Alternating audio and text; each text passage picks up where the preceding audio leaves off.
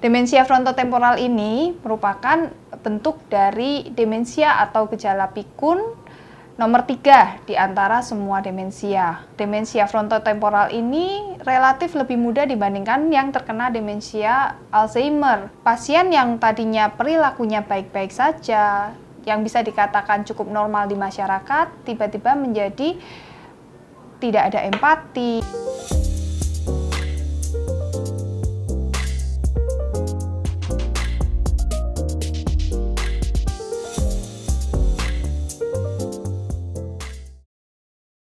Hai Sobat DRV, saya Dr. Evelyn, kembali lagi bersama saya. Hari ini kita mau bahas sedikit mengenai demensia frontotemporal. Apa sih demensia frontotemporal itu? Belakangan ini kata-kata demensia frontotemporal mulai dikenal oleh masyarakat. Mungkin demensia frontotemporal ini tidak setenar pendahulunya, yaitu demensia Alzheimer, yang sudah sangat tenar karena sering dibawakan di film-film. Jadi kita tahu nih gangguannya terutama untuk gangguan daya ingat. Sekarang kita mengenal lebih jauh yuk tentang demensia frontotemporal. Demensia frontotemporal ini merupakan bentuk dari demensia atau gejala pikun nomor 3 di antara semua demensia. Yang terkena demensia frontotemporal ini relatif lebih mudah dibandingkan yang terkena demensia Alzheimer. Berkisar di antara usia 40-65 tahun untuk onset gejalanya, dan puncaknya ada di usia 50 tahunan. Gejalanya berbeda dengan demensia Alzheimer. Kalau demensia Alzheimer, dominannya ada di fungsi daya ingat atau memori. Untuk demensia frontotemporal ini, dominan ada di gangguan perilaku, bahasa, dan juga motorik. Mari kita kenal lebih jauh. Jadi demensia frontotemporal ini terutama mengenai, sesuai dengan namanya, yaitu mengenai lobus frontal dan temporal. Lobus frontal adalah lobus di bagian depan otak, dan temporal adalah di bagian samping. Terutama untuk temporal di bagian depannya, di mana di sini tanggung jawab utamanya adalah pada fungsi bahasa. Gejala-gejala apa saja sih yang bisa muncul pada demensia frontotemporal? Yang pertama kita bahas nih, gejala ada perubahan perilaku. Bisa yang pasien yang tadinya perilakunya baik-baik saja, yang bisa dikatakan cukup normal di masyarakat, tiba-tiba menjadi tidak ada empati.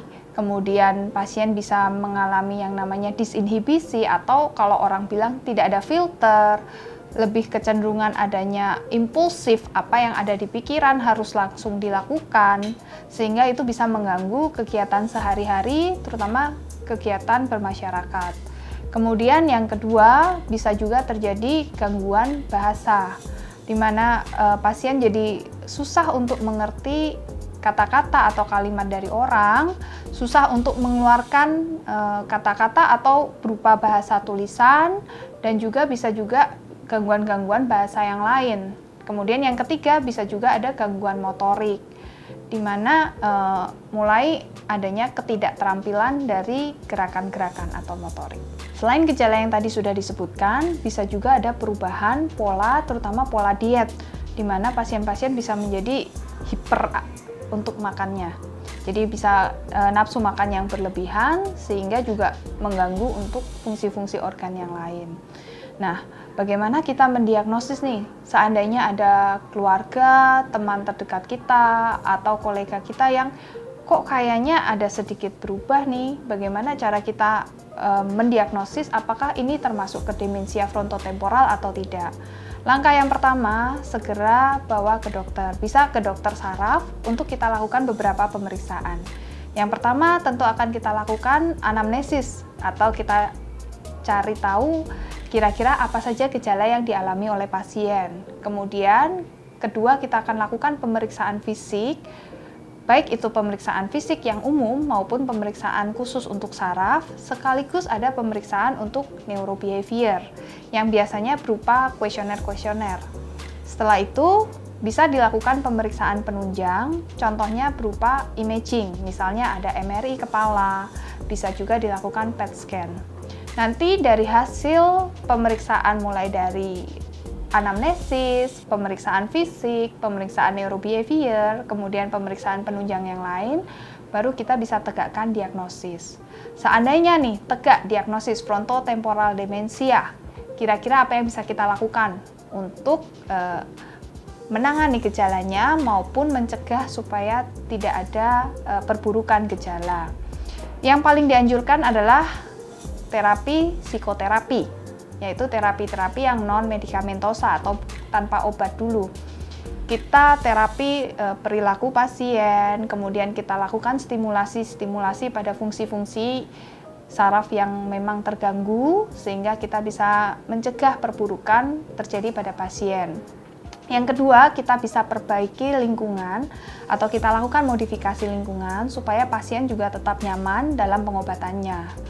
Setelah itu, apabila memang dengan psikoterapi, dengan perubahan lingkungan masih tidak ada hasil signifikan, bisa kita tambahkan obat-obatan.